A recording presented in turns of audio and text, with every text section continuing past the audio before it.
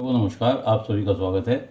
आज इस वीडियो के द्वारा मैं शिवेंद्र शर्मा जो रीवा मध्य प्रदेश के रहने वाले हैं, उन्होंने अपनी बर्थ डिटेल भेजकर प्रश्न किया है कि उनकी पत्नी कैसी होगी और उनकी आर्थिक स्थिति या धन स्थिति कैसी रहेगी। उनके द्वारा बताए गए समय के अनुसार जो उनकी कुंडली बनती है, वृष लगन की कुंडली बनती है, वो आपके सामने है।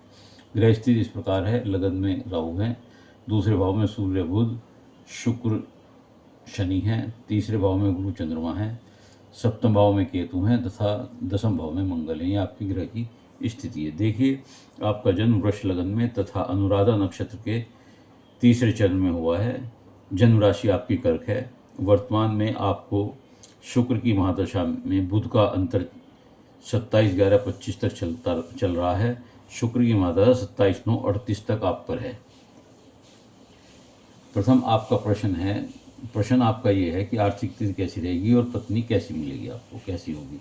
देखिए, धन के लिए हम लगन से देखते हैं, दूसरे भाव से देखते हैं, पंचम भाव से देखते हैं, सप्तम भाव से देखते हैं, नवम भाव से, दसम भाव से और 11वें भाव से हम देखते हैं, क्योंकि ये धन के हैं, आय के भाव में, कर्म के स्थान के स्वामी हैं। इन सब का विश्लेषण करके हम आपकी आर्थिक स्थिति को बताने की कोशिश करेंगे।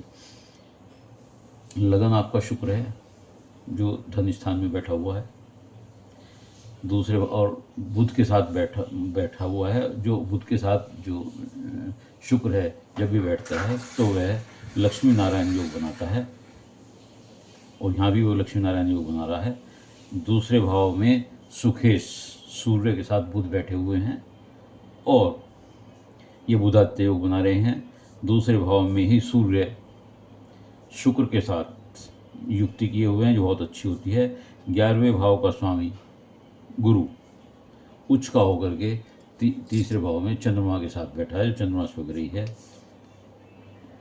दूसरे भाव में ही बुध जो है पंचमेश होकर के स्वग्रही होकर बैठे हुए हैं। ये बहुत अच्छा योग है। भाग्येश और कर्मेश आपके शनि हैं, जो दूसरे भाव में बैठे हैं। उक्त चीज से स्पष्ट है कि आपको धन की कभी कमी नहीं रहेगी और उम्र के बढ़ते समय के साथ साथ आपका आर्थिक स्थिति मजबूत होती चली जाएगी। मकान, वाहन सब आपके पास होंगे। पद प्रतिष्ठा, मान सम्मान सब आपको प्राप्त होगा। भाग्योदय शनि के होने के कारण, क्योंकि भाग्य शनि है आपके और कर्मेश, तो भाग्योदय थोड़ा सा लेट होता है, 30 से 33 वर्ष के बीच होता है। आप यदि मूल शांति आपकी पहले ना हुई हो तो आप करा लें, तो उससे जो व्यवधान है वो कम होंगे। दूसरा प्रश्न आपका है पत्नी कैसी होगी। पत्नी के लिए हम सप्तम भाव को देखते हैं, या इस पर किसकी दृष्टि है देखेंगे।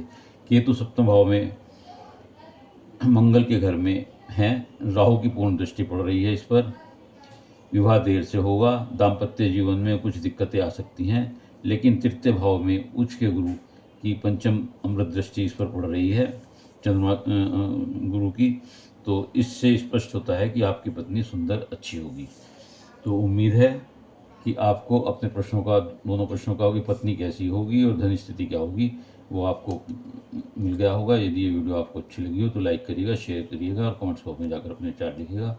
इसके अलावा यदि किसी और का कोई प्रश्न हो तो वह मेरे चैनल को सब्सक्राइब करते हुए अपनी डिटेल भेजकर अपना एक प्रश्न पूछ सकता है, उत्तर अवश्य दूंगा। इंतजार अवश्य करनी पड़ेगी। धन्यवाद।